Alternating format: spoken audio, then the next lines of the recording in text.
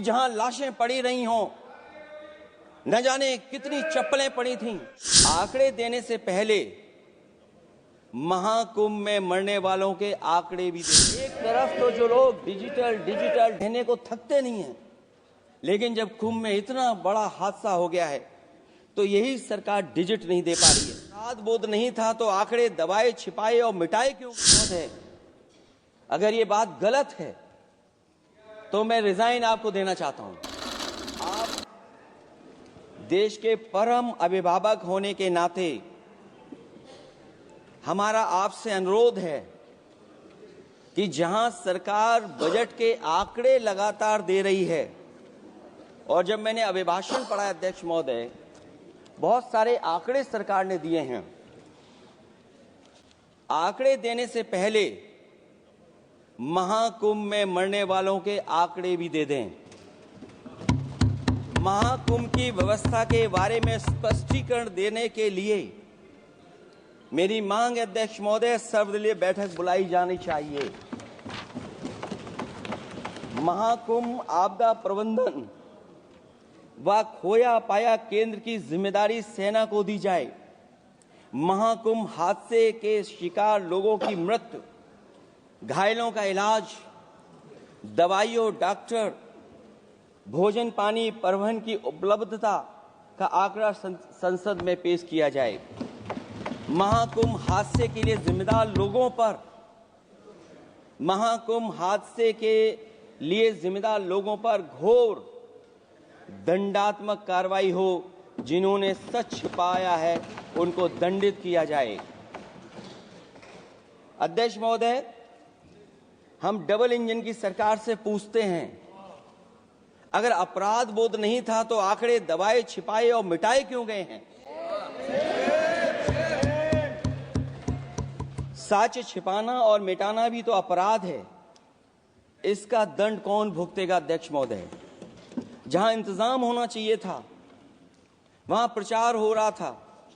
एक धार्मिक समागम में डबल इंजन का राजनीतिक प्रचार अशोभनीय है, निंदनीय है। इतने बड़े हादसे के बाद कम से कम अब तो वो होर्डिंग उतरवा देना चाहिए।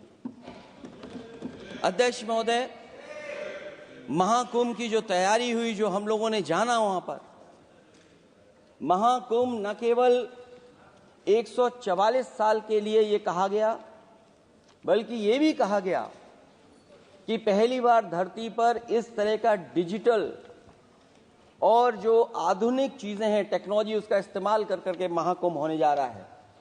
सीसीटीवी, ड्रोन, लाइव स्ट्रीमिंग के आधार पर एक तरफ तो जो लोग डिजिटल अध्यक्ष महोदय कहने को थकते नहीं हैं, लेकिन जब कुंभ में इतना बड़ा हादसा हो गया है तो यही सरकार डिजिट नहीं दे पा रही है। हमारे अपने लोग मारे गए हैं, जिसमें परिवार का हर रिश्ता दिवंगत हुआ है। किसी की माता, किसी के पिता, किसी की बहू, किसी की बेटी, किसी का भाई बहन, चाचा चाची। बच्चों के आंकड़े तो अभी तक नदारद हैं। खोया पाया केंद्र ही लोगों को तो नहीं मिल रहा है। जो खोया पाया केंद्र था उसको भी लोग पा नहीं पा रहे, ढूंढ नहीं पा रहे। अध्यक्ष महोदय, कुंभ कोई पहली बार नहीं हो रहा है। कुंभ का आयोजन सदियों से होता आया है। हमारे पौराणिक और हमारे इतिहास के दस्तावेज ये बताते हैं कि समय समय पे जो भी सरकारें रही होंगी, जिसका भी राज रहा होगा अध्यक्ष महोदय, उसने महाकुंभ या इस तरह के कुंभ का आयोजन किया है। एक तरफ तो वो कि जो 144 साल बाद महाकुंभ होने जा रहा है, उसका इतना प्रचार किया, और मैंने तो कई टीवी इंटरव्यूज में, कई समाचार चैनलों पर ये बात सुनने में आई और सुनते रहे हम लोग कि सरकार ने 100 करोड़ लोगों के आने का इंतजाम किया है। और अगर 100 करोड़, अध्यक्ष महोदय, अगर ये बात गलत है तो मैं रिजाइन आपको देना चाहता हूं। अगर अध्यक्ष महोदय, ये माननीय सदस्य लोग अगर ये नहीं सुन पा रहे हैं तो मैं इनको एक एक को, आप नहीं गए स्नान करने, आप स्नान करने नहीं गए, इसीलिए इस तरह की भाषा का इस्तेमाल कर रहे हैं। अध्यक्ष महोदय, ये कहा गया कि 144 वर्ष के बाद ये हो रहा है। जहां तक मेरी समझ और जानकारी कहती है, जो एस्ट्रोनॉमी और एस्ट्रो चीजों को समझते होंगे वो ये स्वीकार करते होंगे, जो भी कुंभ होता होगा वो 144 वर्ष के बाद ही होता होगा। लेकिन ये कहा गया कि नक्षत्र ऐसे हैं, तो मैं अध्यक्ष महोदय सरकार से कहना चाहता हूं कि सतयुग से लेकर के कलयुग तक ये सनातन परंपरा रही है कि संत महात्मा साधु समाज मुहूर्त के हिसाब से शाही स्नान करते हैं। उसमें नक्षत्रों के हिसाब से जो सहयोग बनता है वही शाही स्नान का मुहूर्त होता है। लेकिन भाजपा के राज में ये सनातन परंपरा टूट गई। पहले सरकार ने संत समाज को शाही स्नान रद्द करने का आदेश दिया, जिससे अनादिकाल की सनातन परंपरा टूटी। और फिर जब देश भर ने ये बात उठी, देश भर में ये बात उठाई गई उठी, तो उन्होंने हाथ को छिपाकर फिर से आदेश दिया कि अखाड़े शाही स्नान करने जाएं।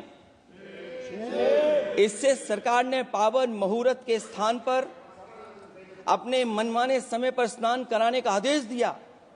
बात उस दिन या तिथि की नहीं होती है, बल्कि निश्चित मुहूर्त काल की होती है। ये सनातन परंपरा तोड़कर इन लोगों ने अच्छा नहीं किया। और ये क्या परंपरा टूटी है कि नहीं टूटी है, मैं समझता हूं अध्यक्ष महोदय मुझसे बेहतर सामने वाले ज्यादा जानते होंगे इसके बारे में।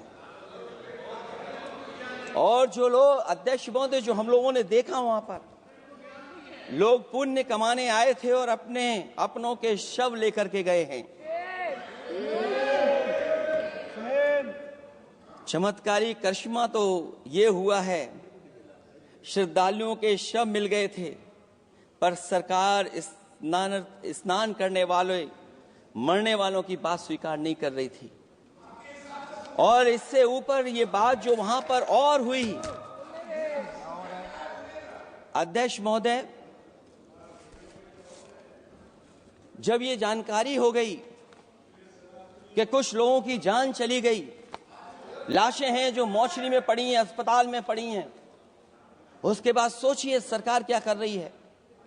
अपने सरकारी हेलीकॉप्टर में फूल भर करके फूलों को डालने का काम किया। सोचिए ये हमारी कहां की सनातनी परंपरा है। मैं जानना चाहूंगा सदन के माध्यम से हमारे माननीय सदस्य बताएं कि जहां लाशें पड़ी रही हों, न जाने कितनी चप्पलें पड़ी थीं, न जाने कितनी चप्पलें पड़ी थीं, न जाने कितने कपड़े पड़े थे, महिलाओं की साड़ियां थी, कपड़े थे,